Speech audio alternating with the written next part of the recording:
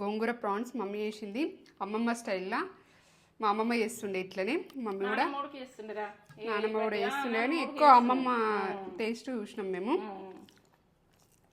బాగుంది అసలు, ఎంత కమ్మ ఉందంటే. బాగా దొరుకుతుండే ఎండాకాలము, చెరువులో ఎండకపోయి సమ్మర్ టైంలో చిన్న చిన్న చేపలు ఎక్కువ, రొయ్య గోంగూర కూడా ఎక్కువ వేస్తుండే.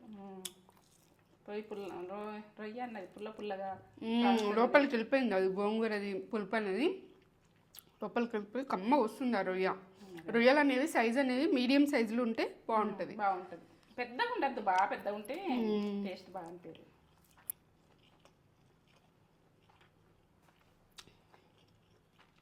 కమ్మ పుల్ల కమ్మగా ఎంత కమ్మ ఉందో, సూపర్. చేసుకోరి వెంటనే నేత్ర ఛానల్కి వెళ్ళి చూసి చేసుకోరి, బాగుంది అసలు. ఏమన్నా రెసిపీ సూపర్. ఒకరు చేసుకుంటారు, అమ్మమ్మలానే చేసినాయి మమ్మీ. తిందాం వస్తున్నా.